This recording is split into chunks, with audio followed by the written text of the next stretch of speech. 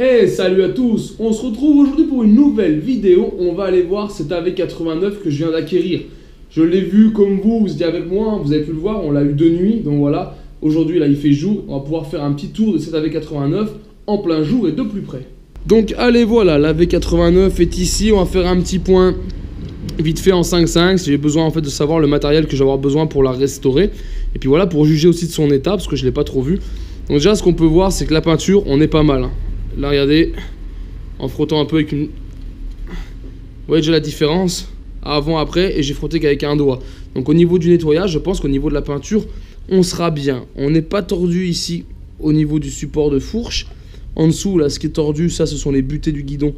Donc ça, on les redressera pour garder les butées d'origine. Là, ça veut dire que le guidon, il peut aller vraiment plus loin que prévu. On voit, il a tellement été loin au niveau du réservoir qu'on a enfoncé ici cette partie. Donc ça, c'est pareil, c'est un cuvelage, hein. Le fourreau de fourche est dedans. Donc ça, je pourrais y ressortir. Comme la peinture ne s'est pas écaillée, j'y referai proprement. Pour en finir là-haut, on a le compteur, 3100 km d'origine, ce qui est plutôt cool. Les chromes sont un peu piqués. Donc celui-là, petit peu quand même bien piqué. Je pense qu'on en remettra un autre.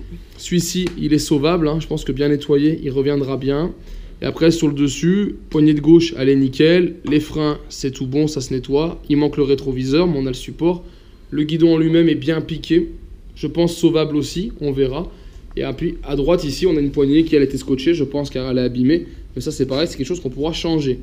Câble et gaine, automatiquement ça part dans ma liste de remise à niveau. Ici on a bien le klaxon, on a le bouton, il nous manque juste le fil, je le referai. On a le câble de compteur qui est présent, donc c'est tout bon. Sur la roue, il ne manque rien, on a tous les rayons. On a la jante, on voit, qui n'est pas très belle, mais je pense qu'on est surtout sur du truc en surface, vous voyez. On va juste frotter avec le doigt et on voit tout de suite le chrome apparaît dessous. Donc je pense que ça aussi c'est rattrapable. Au niveau du réservoir, la flasque, on va dire les deux flasques sont dans le même état, hein. Les chromes sont un peu piqués. Sauvable, je sais pas, à voir, je pense que oui. On arrive encore à avoir un peu le côté brillant dessous. Ici il va me manquer un logo gaulois, bon ça j'en ai en stock. On a l'allumage, on verra s'il est encore bon. Les cylindres en bloc ici, eux par contre sont HS, ils seront à changer. Le moteur est toujours grippé, hein, ça va pas changer. Donc ça, j'ai regardé de plus près pour voir vraiment ce qu'il a. Manivelle, c'est bon. Pédale, on a. L'écarteur, on a. Logo mobilette est dessus. On a le joint orange d'origine. On a ici le joint chrome ici d'origine. La boîte à outils est complète, c'est moi qui ai ouvert. J'ai retrouvé dedans le joint du phare arrière qui est cassé. Donc voilà, ça c'est tout bon. On a bien le bon plateau. On a la béquille d'origine. Donc autant vous dire que je n'ai pas besoin de pièces. Ce sont pour l'instant que des consommables. La selle, elle est aussi en très bon état, on peut le voir, logo Motobécane derrière, aucune déchirure. Seul problème, cette petite sangle qui a cassé, mais qu'on voit qui vient se fixer là à l'aide d'une vis. Donc on va essayer d'en refaire une, on essaiera d'en retrouver une, d'en mettre une noire, ça sera peut-être pas tout à fait la même. Mais si je peux refaire la même, bien sûr, on refera exactement la même. Ici à l'arrière, pareil, la peinture est belle, hein. Je mouille un peu le doigt, regardez, je nettoie. Vous voyez tout de suite, ça revient nickel, donc imaginez après quelques heures de polish, le résultat sera top.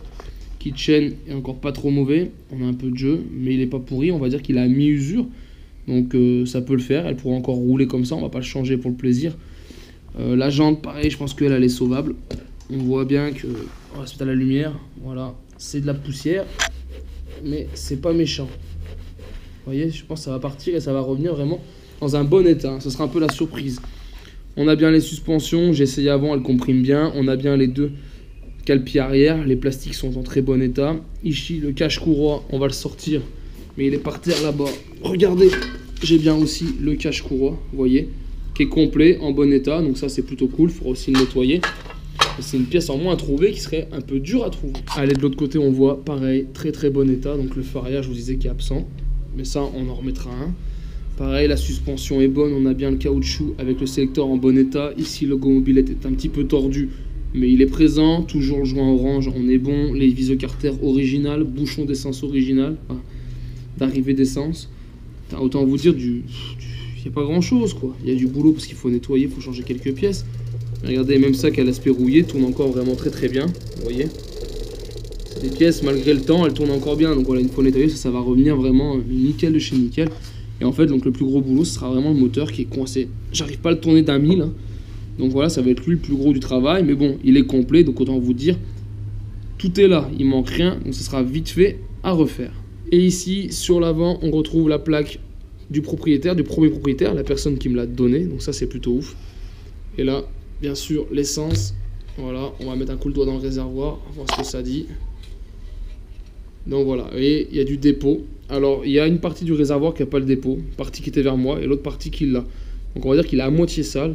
Et je pense que ça, on pourra vraiment le rattraper avec du coca, tout simplement dans un premier temps, avant d'y faire quoi que ce soit d'autre. Allez, donc voilà les amis, on a fait vraiment un petit tour rapide et global de cette mobilette de façon à avoir un point de vue avant restauration. Là, voilà, on l'a vu en plein jour, on se rend compte de son état. Et voilà, donc c'est le prochain projet que je vais attaquer, c'est attaquer cette brêle, entièrement la démonter, entièrement la réviser, la remettre sur route. Et bien sûr, comme je l'ai promis, retourner voir ses propriétaires avec elle en roulant. En tout cas, j'espère que cette vidéo vous a plu. Et je vous invite donc à me retrouver sur ma chaîne 100% Mobilette Youngtimer pour d'autres vidéos, tutos et présentations. Et en attendant, ciao ciao!